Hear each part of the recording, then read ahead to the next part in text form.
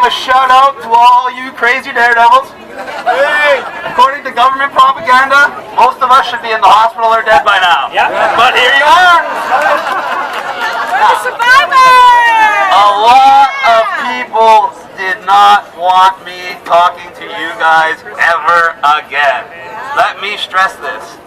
A lot of people did not want me here. I found government people at my house at 11 o'clock at night.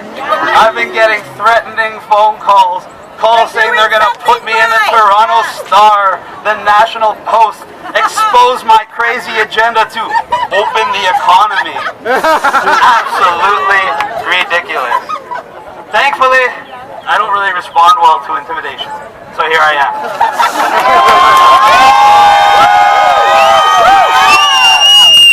The government wants us to believe this is a very deadly virus. I just came by a CDC report today that compiled all the known data up to April 29th of 2020. And their new best estimate for the death rate of this virus, and I have it screenshotted, I have it linked, is 0.004%.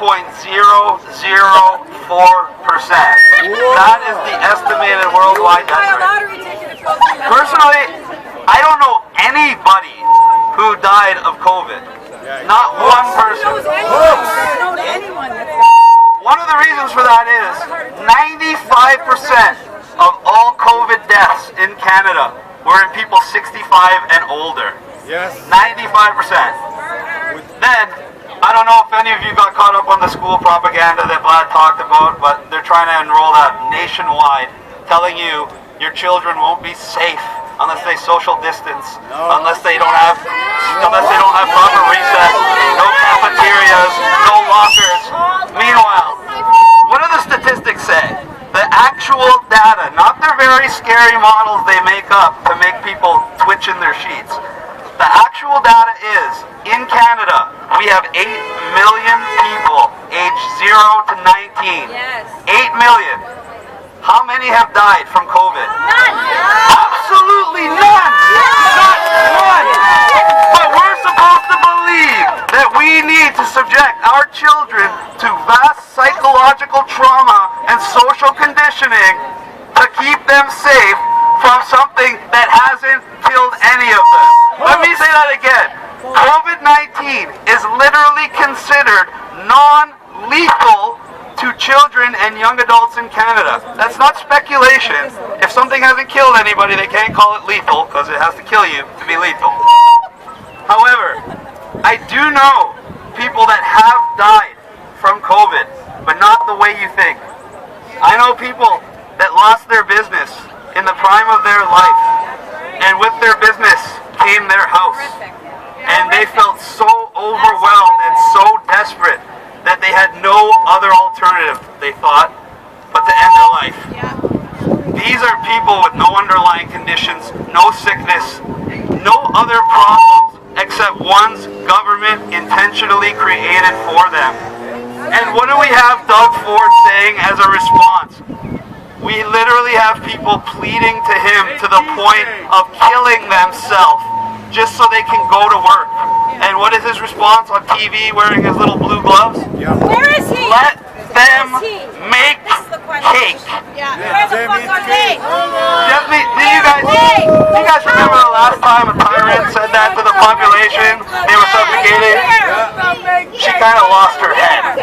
I don't want to make threats or anything, but I just think Doug Ford should be in the story. What was that? Tell them to show their faces to us. Come here, come to Queen's Park.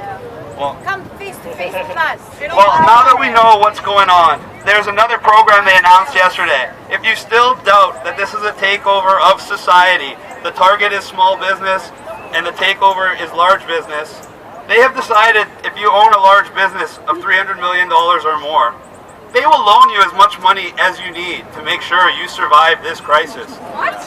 As much money as you need. But guess what you have to give them in return? Stocks. Part ownership of your company. So, what do you call it when the government is taking over the means of production? What is the definition of that? Thank you very much.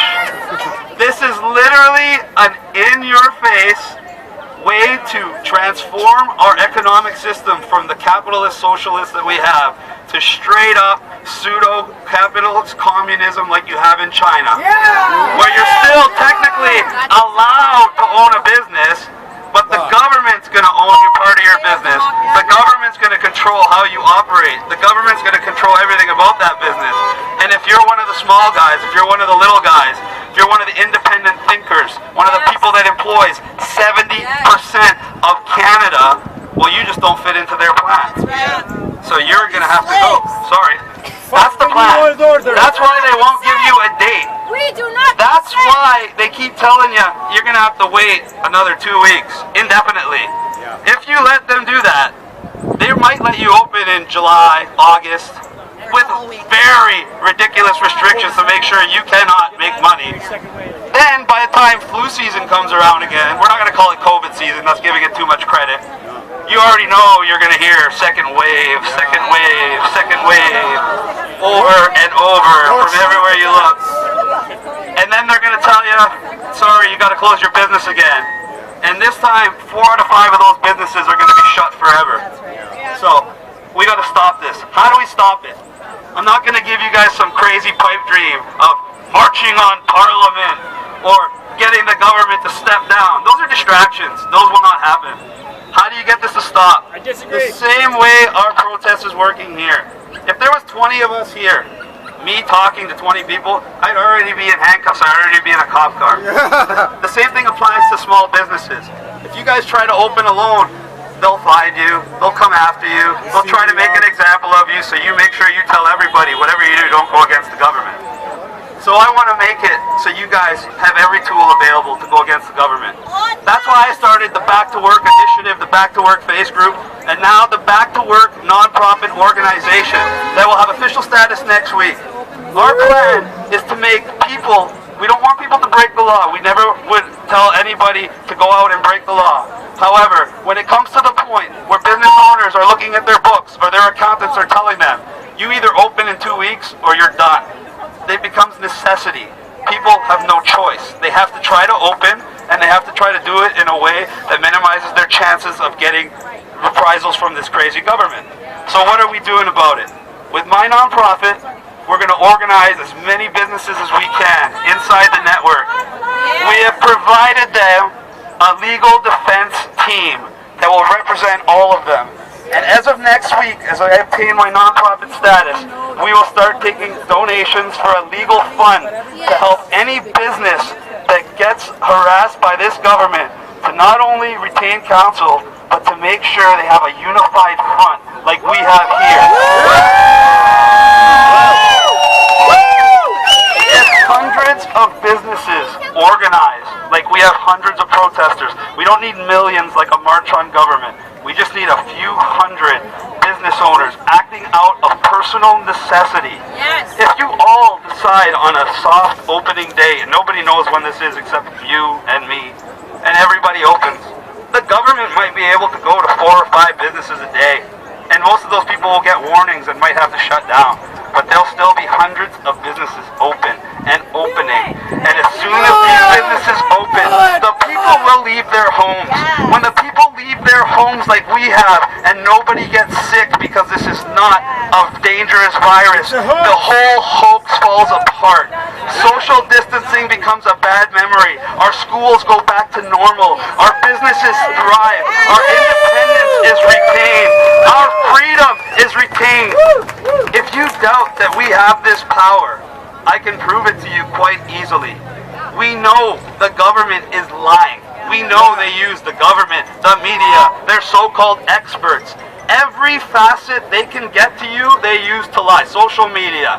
Why do they do this? If the government had the power they want you to think they have, they wouldn't waste the friggin' time and resources lying to you to get you to comply. They would come out and tell you, this is what's gonna happen, and you're not gonna do anything about it. They have to lie. In a free society, the truth is prevalent everywhere, and that's how people are informed to make the right choice. And that's why there's always freedom in a society that values truth. However, for tyranny to thrive, it's absolutely imperative to spread that ignorance to the masses, because the people that in power know that fear and ignorance is what keeps the masses compliant, no matter how devious the agenda. That's all it is, fear. And that's why you need, when you're lying, you need to tell the same lie over and over, as much as possible, from as many people as possible. Yet when you hear the truth resonates, and you need to only hear it once from one person, and it dispels all those lies.